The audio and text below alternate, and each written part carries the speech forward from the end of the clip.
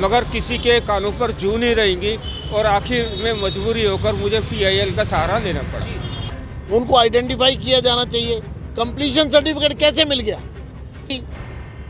सब स्टैंडर्ड है, सब स्टैंडर्ड मटेरियल यूज किया गया है। 4 हॉस्पिटल हमारे आगे पड़ते हैं इस रेलवे लाइन को पार करने के बाद। आपको बता दें, दिल्ली का ये एकमात्र फ्लाईओवर है जिस पे CBI इंक्वायरी के लिए कोर्ट ने ये टिप्पणी की थी कि अगर कंसर्न अधिकारी जो है जवाब फाइल नहीं कर पाए तो इस पर CBI इंक्वायरी बिठाई जा सकती है। इसी को लेकर आज आपको बता दें कि विजेंद्र गुप्ता नेता प्रतिपक्ष इस फ्लाईओवर पर जो है एक दौरा करने चल रहे हैं और उनके साथ यहाँ के विधायक जितेंद्र महाजन भी मौजूद हैं। और पूरा मामला आपको क्या बता दूँ, एक PIL दाखिल की गई थी जितेंद्र महाजन के द्वारा कि फ्लाईओवर की मेंटेनेंस जो है, जो एजेंसियां हैं फ्लाईओवर की मेंटेनेंस जो करती हैं, DTDC हो या PWD हो, उन्होंने इनमें जो कोताही बरती है, जिसके कारण इसके हैवी व्हीकल जो है इस फ्लाईओवर पर आते हैं उनका आना बंद हो गया है और लोगों को काफ़ी समस्या है। ये कनेक्टेड एडजेसेंट जो एरिया है, ये जो एडजेसेंट एरिया है, आप देखिए कितनी कॉलोनियों को ये फ्लाईओवर जोड़ता है। तो ऐसे में यहाँ पर जो है बसों का चलना बंद हो गया है, जिससे लोगों को खासी समस्या का सामना करना पड़ा है। और आज विजेंद्र गुप्ता खुद नेता प्रतिपक्ष इस फ्लाईओवर पर दौरा कर रहे हैं। आप देखिए पीछे दौरा करने के लिए फ्लाईओवर पर दौरा किया जा रहा है और सब लोग यहाँ पर मौजूद हैं।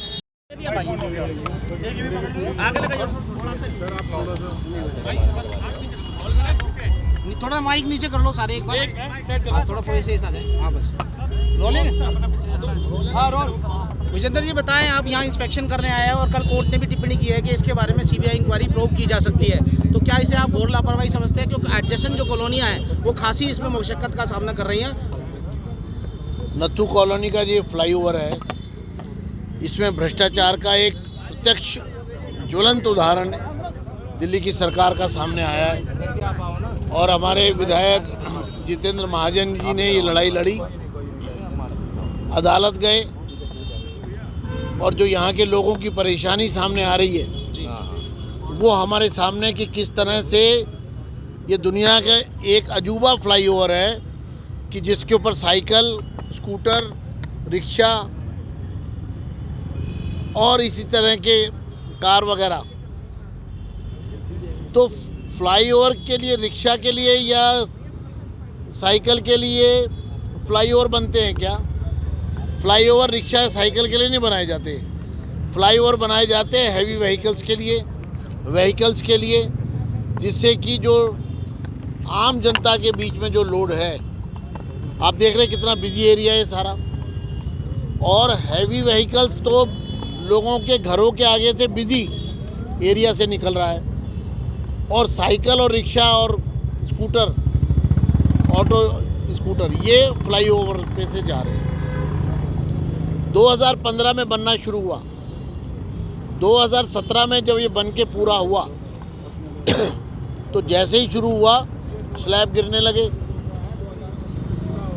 डेंजरस डिक्लेयर कर दिया गया और फ्लाईओवर को बंद कर दिया गया। दोनों तरफ से आप देख रहे हैं रेड कलर के इन्होंने बैरियर्स लगा दिए हाइट के, और आज लगभग 8 साल हो गए हैं ये फ्लाईओवर, इस बिजी एरिया का फ्लाईओवर, जमुना पार का रोहतास नगर विधानसभा के क्षेत्र में आने वाला, ये बंद पड़ा है हैवी व्हीकल्स के लिए।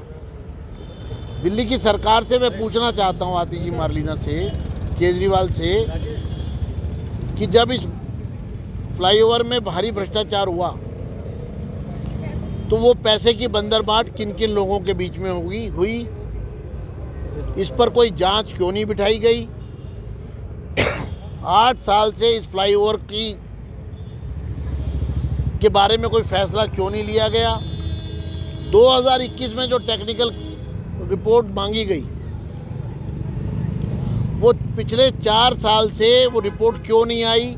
वो रिपोर्ट क्यों दबाई गई, क्यों छुपाई गई?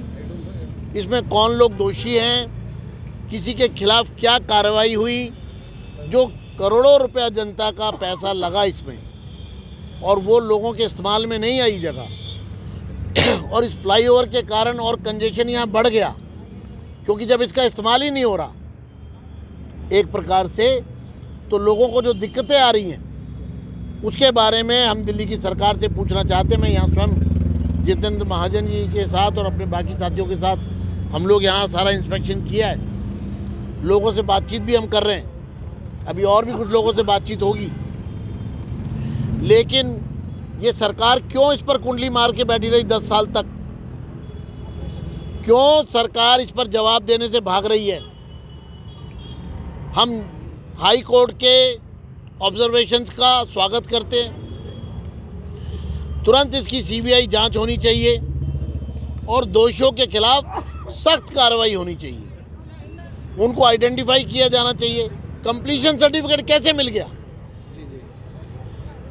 जो फ्लाईओवर टेक्निकली सब स्टैंडर्ड है, सब स्टैंडर्ड मटेरियल यूज़ किया गया है, सब स्टैंडर्ड कंस्ट्रक्शन है, सब स्टैंडर्ड डिज़ाइन है, तो फिर उसकी पेमेंट क्यों हुई?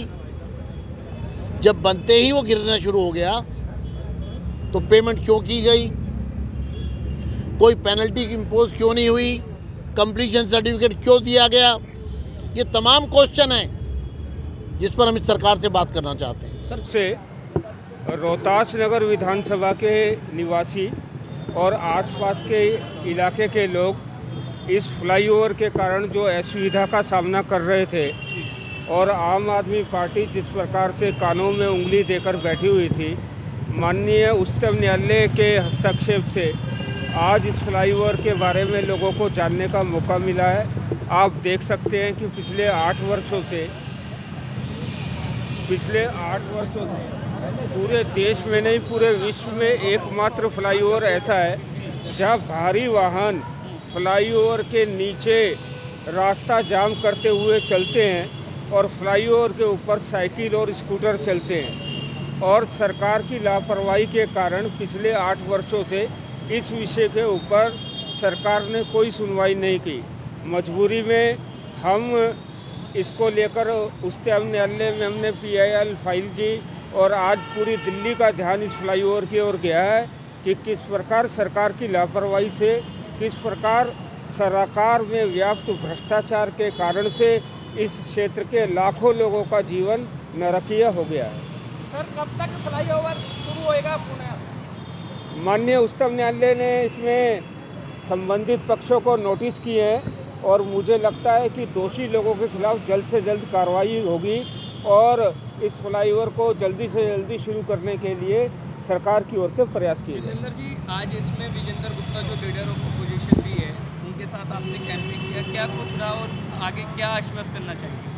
आज माननीय विजेंद्र गुप्ता जी ने, जो हमारे लीडर ऑफ अपोजिशन भी हैं, उनका ये फ्लाईओवर की स्थिति देखकर आश्चर्य और दुख हुआ कि किस प्रकार से नीचे फ्लाईओवर के नीचे जाम लगा हुआ है और फ्लाईओवर खाली पड़ा हुआ है, किस प्रकार से साइकिल और स्कूटर फ्लाईओवर के ऊपर से जा रहे हैं और बसें और टेम्पू फ्लाईओवर के नीचे से जा रहे हैं। और आप ये देखिए कि अंडरपास के अंदर जिस प्रकार से सीपेज है, जिस कारण से यहाँ रिसाव है और लोगों का जीवन जो है वो नरकीय बना हुआ है, उन्होंने इस स्थिति को देखकर आश्चर्य और दुख प्रकट किया। डार्क स्पॉट भी बना हुआ है गंदगी के आलम के साथ। आप ये देखिए कि सरकार का इस ओर कोई ध्यान भी नहीं है, जगह जगह डार्क स्पॉट भी हैं और फ्लाईओवर की हालत जर्जर है।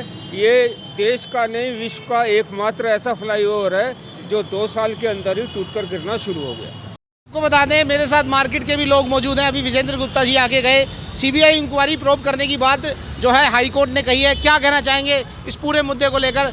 फ्लाईओवर आपके सामने बना, आप भी यहीं रहते होंगे, कितनी परेशानी है? परेशानी इतनी है कि जो मकसद था इस फ्लाईओवर को बनाने का, यहाँ पर पहले रेलवे लाइन है और अक्सर यहाँ पे दुर्घटनाएं हो जाती थी। 4 हॉस्पिटल हमारे आगे पड़ते हैं इस रेलवे लाइन को पार करने के बाद।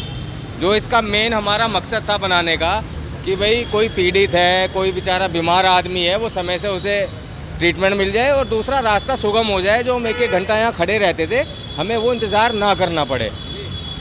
ना तो अंडरपास से कोई बस या बड़ा वाहन निकल सकता है, ना फ्लाईओवर से निकल सकता है। जगह जगह आप देखोगे इसकी स्लैब गिरती हैं। एक मिनट, विधायक जी भी मेरे साथ मौजूद हैं। आपने सीबीआई इंक्वायरी क्या कहा है, क्या टेक्निकल क्या था? 2 बजे के बाद का वक्त था जवाब लेने का, उसके बाद सीबीआई इंक्वायरी प्रोब करने की कोर्ट ने बात कही है और या हो सकती है फ्यूचर में? माननीय मुख्य न्यायाधीश ने डिपार्टमेंट से सरकार से कहा था क्यों ना इसकी सीबीआई इंक्वायरी की जाए, उसके ऊपर उन्हें जवाब फाइल करना था और 2 बजे का समय निश्चिंत हुआ था, मगर कोर्ट की व्यस्तता के कारण कल इस पर सुनवाई नहीं हो पाई। आगामी 3 दिसंबर को इस फ्लाईओवर के मैटर पर पुनः सुनवाई होगी और हमारा कानून के ऊपर पुनः विश्वास है। रोहतास नगर की और आसपास के लाखों लोगों को न्याय मिलेगा, ऐसी मैं उम्मीद करता हूँ। मार्केट एसोसिएशन के लोग आपके साथ मौजूद हैं। आपकी विधानसभा की दो या चार एडजेसेंट कॉलोनियाँ हैं, मैं देख रहा हूँ, रामनगर, अशोकनगर, 3 या 4 एडजेसेंट कॉलोनियाँ हैं। क्या आपके सामने मुद्दा रखा था, मार्केट एसोसिएशन ने रखा था या आपके लोग हो जो विधानसभा के लोगों ने रखा? मैं इस क्षेत्र का स्थानीय निवासी हूँ। मुझे भी इस फ्लाईओवर के नीचे से क्रॉस करने में घंटों लग जाते हैं। मेरे भी बच्चे यहीं पर पड़े हुए हैं और बच्चों को अपने स्कूल से घर आने में 1-1 घंटा लेट हो जाता है। शाम को काम धंधा करने वाले, नौकरी करने वाले लोगों को घरों में पहुंचने को परेशानी होती है। मैं भी पिछले कई वर्षों से अनुभव कर रहा था और मैंने इस मुद्दे को विधानसभा में और संबंधित अधिकारियों के सामने बार बार उठाया, मगर किसी के कानों पर जू नहीं रहेंगी और आखिर में मजबूरी होकर मुझे PIL का सहारा लेना पड़ा। अभी क्या स्टेटस है? अभी कुछ कंपनी के अधिकारी आए, जो PSUs के अधिकारी आपके साथ इन्वेस्टमेंट थे या नहीं थे, या वो कब आएंगे? ऐसा है कि इस पूरे फ्लाईओवर में भ्रष्टाचार की गंध आती है। ठेकेदार और अधिकारियों को बचाने के लिए पूरी दिल्ली सरकार काम कर रही है। मुझे लगता है माननीय उच्चतम न्यायालय के हस्तक्षेप से जल्दी इसमें जो भी भ्रष्टाचार हुआ है उसकी कलई खुलेगी और दोषी लोगों को सजा मिलेगी, मगर किसी के कानों पर जू नहीं रहेंगी और आखिर में मजबूरी होकर मुझे PIL का सहारा लेना पड़ा। उनको आइडेंटिफाई किया जाना चाहिए। कंप्लीशन सर्टिफिकेट कैसे मिल गया? सब स्टैंडर्ड है, सब स्टैंडर्ड मटेरियल यूज़ किया गया है। 4 हॉस्पिटल हमारे आगे पड़ते हैं इस रेलवे लाइन को पार करने के बाद।